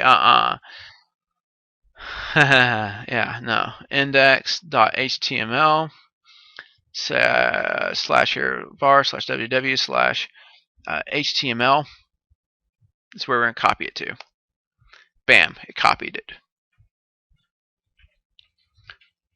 All right. Now it's going to be a live page. Literally, yeah. The page is going to be live. So if I come back over to here and I tell it, and of course the image didn't work because why? Outside of the daggone thing. Yep. So we need to fix that. And let me show you how you normally do this. So let's do that real quick. That's what I said I thought was going to happen. Yeah, your files and everything, they're going to be used on your web page and to be in the actual web page DOM directory. Otherwise, it doesn't work, as you can see. So, yeah. And I'm going to copy that image into it. /HTML. Come in there. Let's create a brand new directory called images. Literally, this is what you do on a web page like this. ls. And now we got a brand new folder for storing the images. You want to stay organized, otherwise it gets ridiculous, etc., etc., etc. All right, so if I cat index.php, because I can't remember where the address was exactly, so I'm going to be lazy. I'm going to have it tell me where it is. And so it tells me that, hey, this is where that file is. I'm like, all right, awesome. Because now I don't have to remember it. So I'm going to copy .. Oh, yes, I am this lazy. I'm going to come in here. I'm going to grab this right here, like so. And I'm going to copy it to where I'm currently at. Ta-da. So if I ls, there's that image. If I cd, I can go back here, cd space ... like so. ls into here, and I can just edit this whole index.html file real quick. And this is actually I'll do this all the time, where I'll just go into with Vim real quick and edit something like this, because it's just not worth it for me to re-download it through the FTP and then re-upload my changes or whatever. I'll literally just go in and edit it through the terminal. Most web developers won't do this, but I will, because I know I can. And this makes it easier for me, quite frankly. If I can go to edit mode here, and then I'm just going to change this folder into images. And this makes this, instead of being an absolute directory, this makes it into a relative directory, which is what you want. So that way you can have it relative in your folder on the computer you're developing on versus on the server, and you get the same thing when you match it back and forth. If you do an absolute path like it was a second ago, the problem with that is that the moment you move it from the client side to the server, you're not going to be able to, it's not going to display any images, because it's going to be referencing the images on your home computer and not on the server. That's not going to work. If you have it where it's an absolute path on the server, guess what? Those directories and those locations don't exist on your local machine. So when you go to download it, you can't see what you're working on for your page. So that doesn't work either. So doing a local file reference like this, directory, is what makes it work out great for you. Shift-ZZ to save that. Now if I come back, wait, I need to not do that. Basically localhost. Now we see the image. Make sense? And if I were on the internet, it would take me to redhat.com. So yeah, it works. And notice this is now italicized by putting in that I. Those are the basic main HTML commands you should probably be aware of, type thing. There's a lot more than that. I'm not going to get into it. HTML, honestly, if you want to you can learn it in about a day. It's really not hard to learn it. There's really not much to it. You just learned about half of the language just now. I'm not kidding you. There's really just not that much to it. you start adding other stuff into it, then it starts getting complicated. But just regular HTML by itself, it's not hard. All right. Other thing you should be interested in is PHP. For seeing what PHP modules are installed, because that's really important when you're doing a LAMP server. So let's look at that real quick. And I could go and type it up again inside gedit and do that, or I could just use Vim and do it right here, right now. And that's kind of what I feel like doing right now. So I'm going to say Vim here. Let's just call it like info.php, for instance. And bam, there it starts up. Alright, so I'm going to go into edit mode by hitting the I key. And then I can say open question mark PHP like this to start it. And then my ending tag is going to be a closing question mark tag like that, I believe. Make sure I'm not crazy. Alright, so if I come over here, I can say, I think it's info, is it PHP info? I think it might be PHP info. And it's a function, open close parentheses, semicolon. And what that does is it makes it display all the PHP information. It's either that or it's info PHP. I can't remember. I think it's PHP info. Just about pretty sure. Let me hit escape, hit Shift ZZ, like so, and it saves it. Now if I go back over to web browser and say I create another tab, let me just refresh this so you can see the yay. If I go over to another tab, I can say info. Well, okay, so localhost / info.php. PHP, enter. And what this does as a network admin, it lets you see all the modules that are installed on PHP and what you're missing or what you need for some development that's being done on a web page by one of your customers. Does that make sense? So then they know. So then you know if you're missing something that's needed for a blah blah blah framework or configuration or whatever, and lets you know what you need to install. This really matters, particularly if they're paying for a customized server that where only they are on the server and no one else, because they're paying some money for that, guys, each month. So it kind of matters that you have some of their setup for them. And different levels of support can cause more and more money to be paid. So for help on it. Right there, that's all the stuff's installed. So if you see something is missing, you can install it and then restart your Apache server and you should see it update here. Now you do not want to leave this file hanging around once the server is live, because hackers can use this file to help hack the system by knowing what is available to them and what isn't. Right, so you don't leave this laying around on the server, okay? It's just purely for network administrative purposes.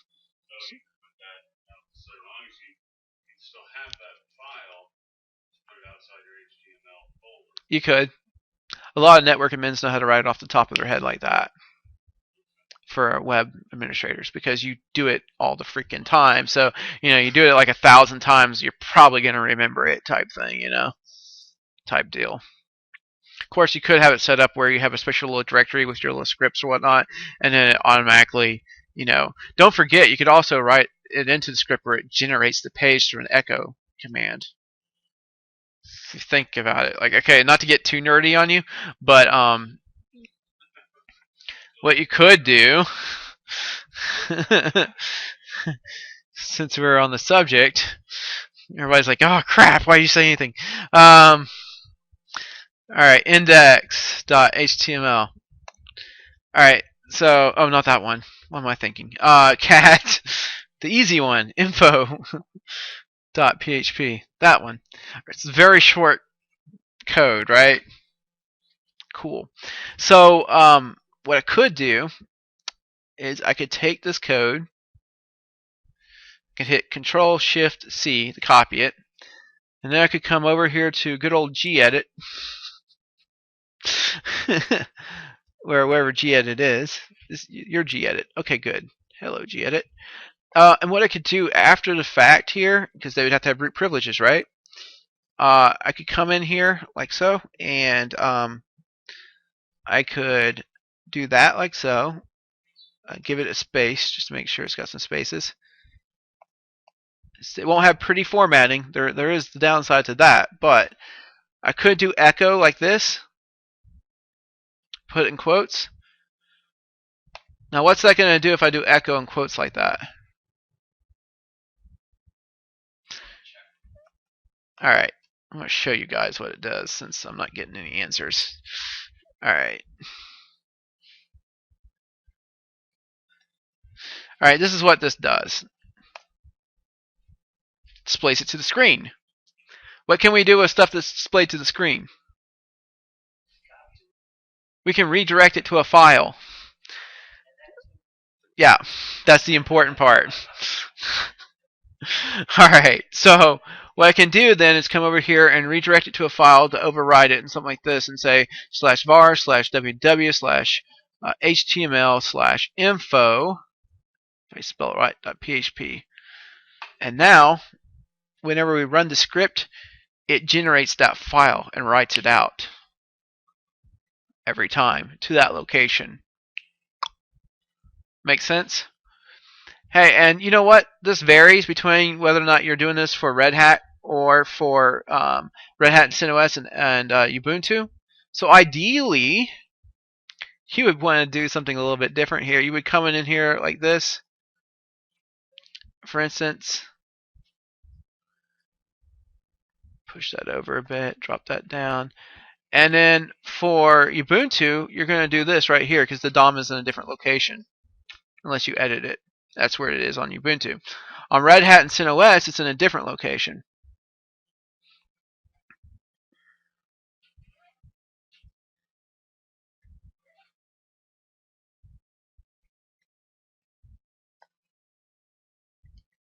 That's where it is on Red Hat, and that's where it is on CentOS. So you can quite literally automate. This is how you can write out whole configuration files and stuff like that. You know, you could sit there and say, okay, I generated a file, and the next one use double arrow over, so it's going to append, right? And you can have it write out the file line by line with echo signs, with echo commands like this. No kidding, going to the same file. So that works. It's really simple. But hey, it works.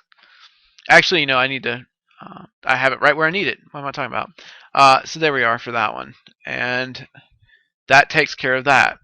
As far as the lamp. So if you want to like integrate that, that's fine by me. I don't care, and that will generate your PHP info file right on the fly for whatever distribution of Linux you're using, and then bam, you can just test it immediately for your PHP right afterwards without even having to go in and write the file each time.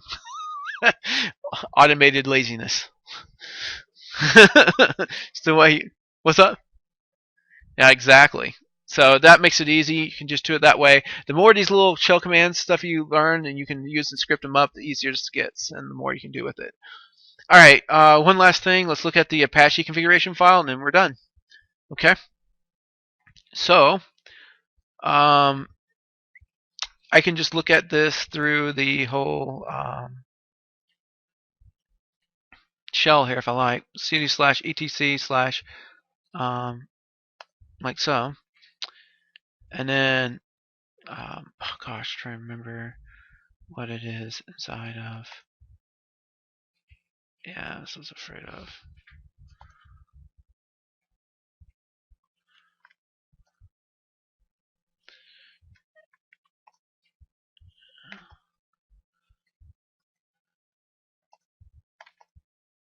There we are. So we're going to edit this file right here, httpd.conf, like so. And then now we can see inside our configuration file for Apache. Alright, so we got different directives and everything. This file does a pretty good job explaining it and whatnot. I'm not going to get into everything that's in here. There's more information than what I want to cover, quite frankly. And this can get into a very long discussion. There's entire books written on this, alright? So you can get a whole book on Apache. Matter of fact, I recommend it. And don't forget, this is a server that's used on like all the operating systems, so Apache is a really good one to learn, period. Because I don't care which operating system you're going to use, you're still probably going to end up using Apache for your server, regardless of which one it is. So, you know, hey. Server tokens. Yeah, open source has really gotten itself all around. Server root /etc/httpd, essentially where the directory is for the configuration files for Apache, which is where I'm at right now, accessing this file. It's saying, hey, where is it at? Right here.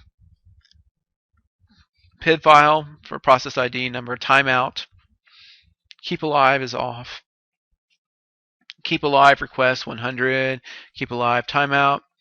You know, just read through these. These are basically performance options, tune and set as you see fit as you're going through. Pre-fork, npm, multi-processor here. Start servers, number of servers processing to start, min spare servers, so on and so forth.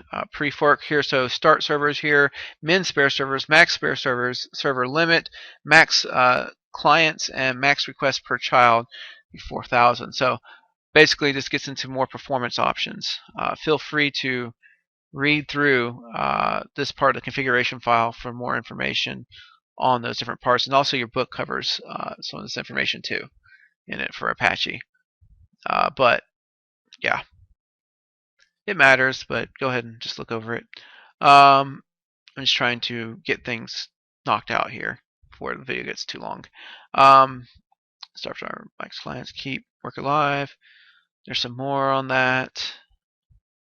Listen, okay, so this gets into the port. By default, 80, don't change this unless you have a really good reason to, but you can set this to another port. Like, so technically, let me just show you this real quick. Technically, all right, so here we've been accessing it as localhost because the default here is port 80 when you're doing it. So essentially, when we're saying this right here, we are essentially saying localhost :80 because that's how you put a port in, okay? Now, if I change that port from 80 to something else, like say 880 for instance, blah blah blah blah, 880 whatever, 8080 like that instead, I would have to type in localhost :8080 in order to access it because this thing's going to default to port 80. That's why I don't recommend you changing it from 80 unless you mean to do so to mess with people on purpose, like maybe security type thing where you don't want people to access it unless they know what magical port to be on. Think about some of your routers. Some of your routers need to be on port like whatever it is in order to access that page to configure the router. Webmin needs to be on port 10,000 or on port 1,000, so on and so forth. Makes sense? So it's what port you're basically running an Apache server on when you're changing this port. Default is 80. Your firewall is going to match up with 80 if you say Apache HTTP. It defaults to 80, and that's what it is on there. Otherwise, you're going to have to do a custom entry into your firewall too, by the way. So if you change that, it's going to affect several things. Be aware of all that stuff, okay? All right, but that's where you can do it, and that's how you can do it. So that's that. You can tell it to listen only on a certain address, so only certain IP addresses can access it. So on and so forth. Dynamic shared objects, DSO, be loaded here. Examples of those additional modules, basically they're being loaded to basically extend the functionality of Apache. Just like we did with PHP modules, those were mods. Those are dynamic loading modules that we added additional functionality to Apache so that it could do PHP, MySQL, etc. Make sense? These .sos are actual library files on Linux because we don't have DLLs. So here you can see the different ones being loaded up on there. There's quite a few. That's what the load module is on it. Kind of like you would do server modules in a kernel. Oh, you guys don't know about that yet. Later on you'll know about that. Include configuration files. Extend status on. You can turn stuff on like this. Sorry, some of this stuff I think matters more than other things. If you wish your HTTP to run as a different user or group, you must run HTTP as root initially, and it will switch. So here's where you can set some of that stuff up. But we're just using user Apache and group Apache. But you can change that if you so desire. Main server configuration. This is where you can also set virtual hosts. Virtual hosts and virtual hosting allows you to have multiple websites on a single server. And what you do is you basically make each user account on the system to be the hosted DOM account. So you do a DOM entry for every user account for the web page, and it serves that web page up off of that user account. So that way when the user logs in through like SSH or something like that, they can go into their user account and they FTP into their user account. Does that make sense? And they can upload their web page into it and all this stuff, and then the web page can go live up on the web page browser. I think you can have up to like 64 virtual hosts on a single server. So essentially you can have like 64 customers sharing one server for web hosting. Yeah. I think that's the maximum on it. So they're going to appear inside of a virtual host tag definition. I'm not going to get into it right now. But yeah, that's how you do it more or less. Server admin, root at localhost. I think we may have one lab that goes over a little bit on it. Here's the server name. So you can set the server name in here. Now this is being set up by default for a single website only, okay, and not the multiple websites. I was talking about the virtual hosting. So this is what it's going to go to that dom/var/www/html. And here we're giving the name of the site. So in this case, it's like www.example.com:80, and that makes sense for this fake website that they're doing right here. You can change that. Essentially, you're going to have your DNS server point to this web server and then connect to that. This server is typically going to be the www server on your DNS. So you know your overall DNS address may be example.com or whatever, but your web server is probably going to be www.example.com. You could also have it point to your Apache server too for the when someone typed in example.com if you like, and redirect that from the DNS server, and you'll handle that with your DNS server for doing that stuff. Canonical name determines how Apache constructs self-referencing. Yep. Your name, server port. Here's your document root. This is basically where the web page is being served out of. So when you're doing the virtual hosting, you literally have a definition like this for each and every virtual website. So this file can get very long if you have a lot of virtual hosting. Make sense? So /var/www/html, and this is the location of this website where it's being hosted out of for the directory tree structure. Okay. Directory. Follow symbolic links. Allow override. None. Forward parallel. Directory here. Document root. So yeah, you're going to set this to whatever the document root is, which should be identical. Symbolic links. Allow overrides. None. Allow deny. Allow from all. It means everyone can access it. If you don't want everyone to access it, you can limit them by IP address range, etc.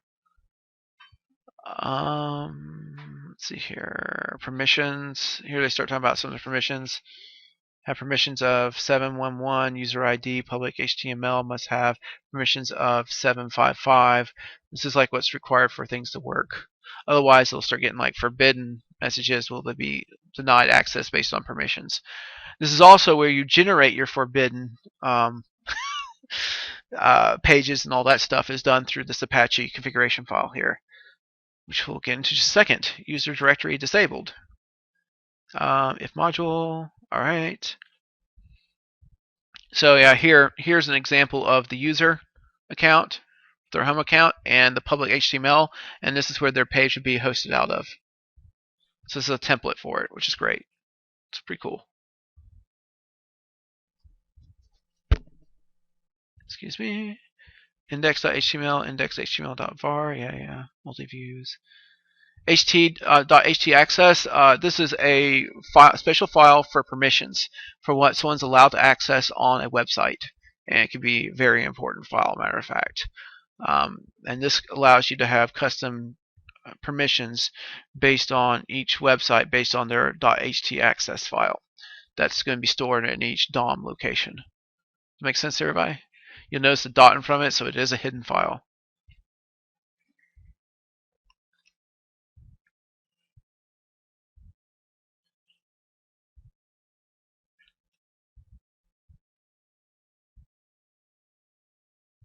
Hostname lookups off. Send file off. Error logs. It's going to go into logs, error log for this one. And then you can set your log level. Do you want it to be warned? Do you want it to be error, etc.? You can set the different values there to be more critical, etc. for different values. And then you can literally code it out to do what you want for it. So log format here, you can set up your log format. And you can control it, where it be common agent, so on and so forth. You can have your different log files for different parts. Refer log, agent log, combined. But besides this, I'm really looking for the error page generation too. Trailing icons. Alias here for icon location. Directory tree structure. You notice a lot of stuff is in place for you, so you don't have to do a whole lot with it. CGI bin, this matters. This is going to be server-side scripts to be executed on the server for doing some kind of task. And those matter. So you should have a CGI bin. So var/ww/CGI bin. That should be in place. It's important.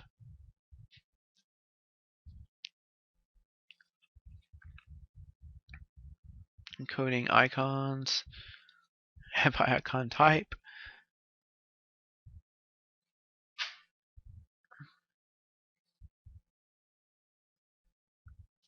README header, or hold on a second, going through this some more.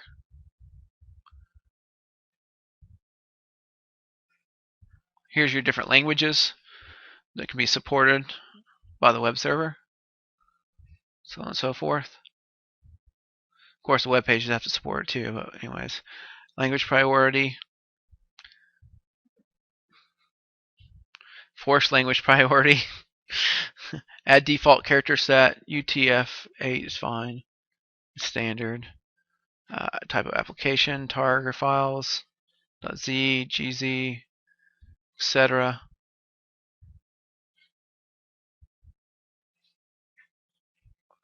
There's a lot of stuff here. Error documents. Good. When someone makes a mistake and they try to access something that doesn't have the right permissions or whatever, they can end up getting a 403 forbidden.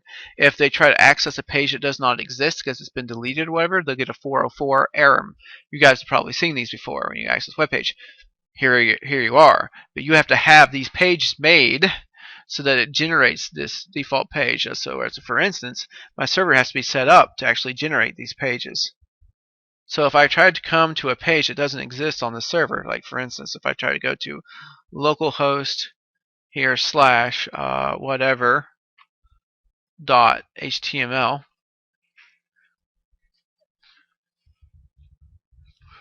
makes sense? So we have to worry about that stuff too. That's what that is right here. And here we got, so we got the server made a boo-boo, missing .html, so this actually refers to a page that displays when it's missing. That's what you just saw, right? We get other ones, CGI bin missing handler.pl, so this is a Perl script that runs and generates a message for that, for 404 on that for a CGI bin type task. 402 error, example.com subscription.info.html is what it's going to run for that. They got more than that. I mean, there's a lot more than that. International error, internationalization error for basically language error, things of that nature. Usually there's a good long list of these. Aliases, here's an alias /var/ww/error, and this typically lists all the error files. And you can actually go in and you can change these and edit them. Yeah, see, check it out. Bad request, unauthorized, forbidden, not found, method not allowed, request timeout, gone. Length required, precondition failed, request entity too large, request URI too large, unsupported media type, international server error not implemented, bad gateway, service unavailable, variant also varies, etc. But remember that was in /var/www/errors. So if you go in that directory, quite literally you'll see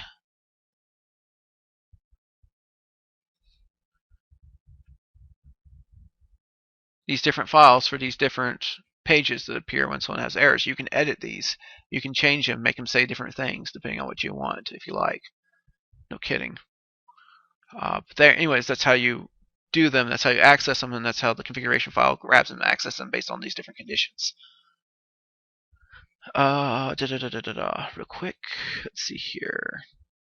Oh yes, so that one matters a lot. Browser matching, real player Java JDK 1.0. There's a lot of stuff in here. Dreamweaver, location, status, proxy. You can deal with that there. There's so much information in this thing. Let's see here. Name, virtual host example here, star. And there we go with virtual hosts for that part. Any questions? Probably too many to even list, right? But essentially it gives you a breakdown of the Apache configuration file. And that is the main configuration file for Apache. Note also the other one that's really matters a whole lot, especially doing LAMP servers, is the PHP ini file. That's the other one that matters a whole lot. And again, that file gets bigger and bigger depending on how many you have. In order to help manage to see what you have and don't have, help with that, I'm showing you the PHP info function. That helps you hunt down what you need and what you need to install into the system that may be missing. You may find something in there you don't want in there. You could also remove that application or module basically by uninstalling it. Things of that nature. Any questions on any of this, or did it kind of make sense? I'm not really asking you to do anything in the Apache configuration file, but I do want you to do the setup. I would like for you to script it so it gives you some scripting practice along with doing those commands. Yeah, you could just type in the commands into the terminal. I mean, don't get me wrong, that works fine. But I would like for you to script this up so that way you get some scripting practice. So that way when you get on the tests and stuff like that, and that way when you get on the Linux Plus or whatever, the scripting stuff won't be alien to you. They don't go in as depth as typically as something like this. But when you get to one of their scripts, it's going to be like a piece of cake. And that's the way I want it to be for you. So that way you have an easier time passing that exam. Make sense? Cool. Well, with that, basically, that's LAMP. Well, a simpler presentation of LAMP. I mean, you could probably spend 20, 40 hours, breaking down all the parts of the Apache configuration file, the PHP MySQL database. I didn't even touch on that thing at all. There's a way of changing the user password on there. There's commands for doing SQL requests, and I'm not getting into it right now. But yeah, PHP Myadmin lets you basically do those MySQL tests and lets you manage the database tables and all that stuff without having to even know the SQL. I recommend you do learn SQL though. It's easy.